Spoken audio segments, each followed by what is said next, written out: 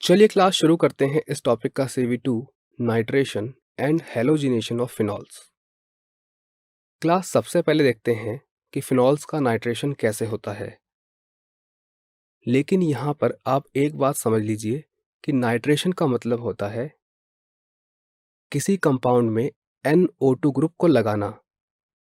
तो क्लास ये है फिनॉल, और जब इसकी रिएक्शन होती है डाइल्यूट HNO3 से और साथ में होता है थोड़ा सा सल्फ्यूरिक एसिड, तब हमें मिलता है ऑर्थोनाइट्रोफिनॉल एंड पैरानाइट्रोफिनॉल। तो क्लास यहाँ पर जैसा कि आप देख सकते हैं कि जो नाइट्रो ग्रुप फिनॉल पर लगा है वो लगा है ऑर्थो पोजीशन पर और पैरा पोजीशन पर। इसका कारण भी हम अभी समझेंगे, लेकिन पहले आप ये समझ लीजिए कि डाइल्यूट HNO3 प्लस H2SO4 का जो मिक्सचर होता है इसे हम बोलते हैं नाइट्रेटिंग मिक्सचर, और यही मिक्सचर ही हमारा इलेक्ट्रोफाइल यानी कि NO2 जनरेट करता है। तो आइए क्लास देखते हैं कि नाइट्रिक एसिड और सल्फ्यूरिक एसिड मिलकर किस प्रकार से NO2 इलेक्ट्रोफाइल जनरेट करेंगे।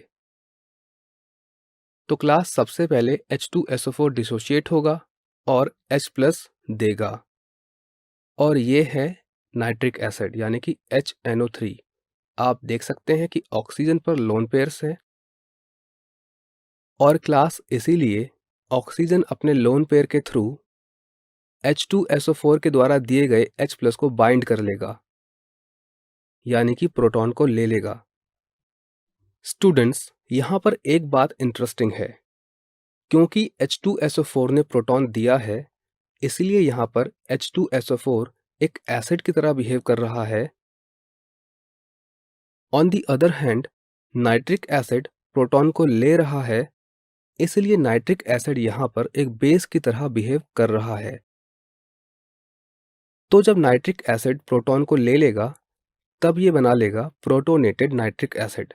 अब क्योंकि ऑक्सीजन पर पॉजिटिव चार्ज है इसीलिए ये एक अनस्टेबल सिस्टम है, और इस सिस्टम को स्टेबलाइज करने के लिए ऑक्सीजन नाइट्रोजन के बीच का जो बॉन्ड है वो ब्रेक होगा और वहाँ के इलेक्ट्रॉन्स पॉजिटिवली चार्ज्ड ऑक्सीजन की तरफ मूव होंगे, जिससे वाटर मिलेगा और मिलेगा पॉजिटिवली चार्ज्ड नाइट्रोनियम आयन, और यही होगा हमारा इलेक्ट्रोफाइल। तो क्लास देखा आपने कि किस प्रकार से HNO3 और सल्फ्यूरिक एसिड मिलकर नाइट्रोनियम आयन यानी कि NO2 पॉजिटिव इलेक्ट्रोफाइल जनरेट करते हैं। और अब हमारे लिए ये समझना कोई बहुत बड़ी मुश्किल बात नहीं है कि NO2 ऑर्थो और पैरा पर ही क्यों लगा, क्योंकि स्टूडेंट्स NO2 पर पॉजिटिव चार्ज है, और जब हमने फिनॉक्साइड आयन का रेजोनेंस देखा था तब हमने देखा था कि केवल ऑर्थो और पैरा पोजीशन पर ही नेगेटिव चार्ज आया था। तो इसीलिए NO2 के लिए जो बेस्ट पोजीशंस होंगी अटैक करने के लिए वो ऑर्थो होगी और पैरा होगी, और इसीलिए हमारे प्रोडक्ट्स भी ऑर्थो नाइट्रोफिनॉल और पैरा नाइट्रोफिनॉल ही बनते हैं।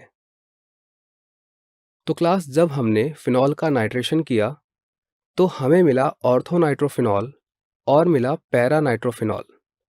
अब क्लास जो ऑर्थो नाइट्रोफिनॉल होता है इसमें पाई जाती है इंट्रामॉलिक्यूलर हाइड्रोजन बॉन्डिंग, यानी कि एक ही मॉलिक्यूल के अंदर with in the molecule hydrogen bonding, और वो कुछ इस प्रकार से होती है। आप देख सकते हैं कि OH के हाइड्रोजन और NO2 के ऑक्सीजन के बीच में जो डॉटेड लाइन है वो हाइड्रोजन बॉन्डिंग को दर्शा रही है, और क्लास इसीलिए एक ऑर्थोनाइट्रोफिनॉल मॉलिक्यूल का किसी दूसरे ऑर्थोनाइट्रोफिनॉल मॉलिक्यूल के साथ कोई ज़्यादा अट्रैक्शन नहीं होता है, और इसीलिए ऑर्थोनाइट्रोफिनॉल स्टीम वोलेटाइल होता है, या यूं कहें कि इसका जो बॉइलिंग पॉइंट होता है वो लो होता है। ऑन दी अदर हैंड अगर हम पैरानाइट्रोफिनॉल की बात करें तो इसमें मिलती है इंटरमॉलिक्यूलर हाइड्रोजन बॉन्डिंग, यानी कि पैरानाइट्रोफिनॉल के डिफरेंट मॉलिक्यूल्स के बीच में हाइड्रोजन बॉन्डिंग। जैसे कि ये एक मॉलिक्यूल है और ये दूसरा मॉलिक्यूल है, तो एक मॉलिक्यूल के ऑक्सीजन और दूसरे मॉलिक्यूल के OH के हाइड्रोजन के बीच में हाइड्रोजन बॉन्डिंग बनेगी, जैसे कि आप यहाँ पर देख सकते हैं। इसी प्रकार से बाकी मॉलिक्यूल्स भी अदर मॉलिक्यूल्स के साथ हाइड्रोजन बॉन्डिंग से जुड़े रहेंगे और इसीलिए पैरा नाइट्रोफिनॉल लेस वोलेटाइल होता है, या यूं कहें कि इसका जो बॉइलिंग पॉइंट होता है वो ऑर्थो नाइट्रोफिनॉल से हाई होता है। तो क्लास यहाँ से ये बात क्लियर है कि ऑर्थो नाइट्रोफिनॉल और पैरा नाइट्रोफिनॉल जो है इनके बॉइलिंग पॉइंट्स में डिफरेंस होता है और इसीलिए हम स्टीम डिस्टिलेशन का यूज़ करके ऑर्थो नाइट्रोफिनॉल और पैरा नाइट्रोफिनॉल को सेपरेट कर सकते हैं और पहचान भी सकते हैं। ये बहुत सिंपल है। जिसका बॉइलिंग पॉइंट हाई हुआ वो पैरा होगा और जिसका बॉइलिंग पॉइंट लो हुआ वो ऑर्थो नाइट्रोफिनॉल होगा। क्लास ये तो हम देख चुके हैं कि जब फिनॉल का नाइट्रेशन डाइल्यूट HNO3 के साथ होता है तो ऑर्थो और पैरा प्रोडक्ट्स मिलते हैं। तो चलिए क्लास अब देखते हैं कि अगर फिनॉल का नाइट्रेशन कॉन्क नाइट्रिक एसिड के साथ किया जाए तो क्या होता है।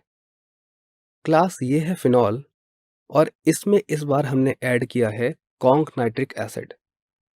तो क्लास इससे हमें जो प्रोडक्ट मिलता है वो होता है 2,4,6 ट्राई नाइट्रोफिनॉल। यानी कि जो भी सुटेबल साइट्स थी इलेक्ट्रोफिलिक सब्स्टिट्यूशन के लिए उन सभी पर नाइट्रो ग्रुप लग चुका है।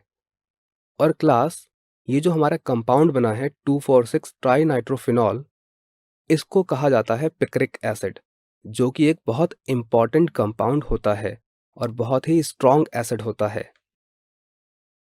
चलिए स्टूडेंट्स अब समझते हैं हेलोजिनेशन ऑफ फिनॉल।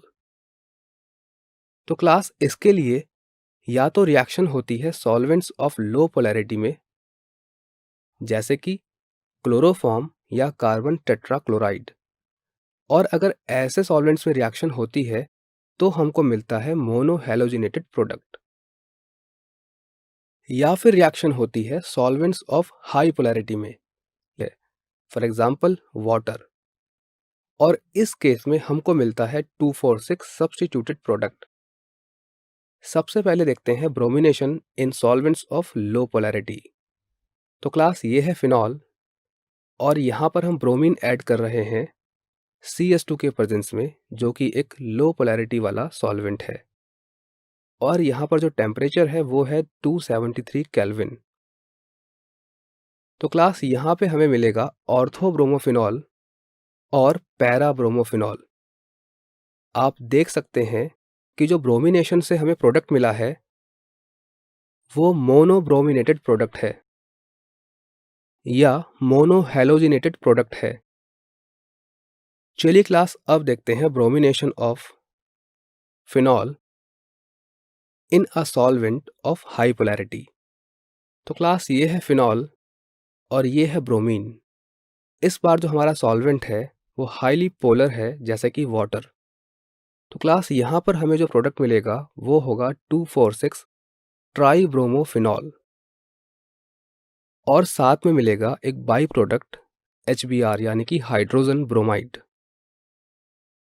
अब क्लास यहाँ पे एक क्वेश्चन है कि CS2 के केस में मोनोब्रोमिनेटेड प्रोडक्ट, जबकि H2O के केस में ट्राई ब्रोमो प्रोडक्ट, ऐसा क्यों हुआ।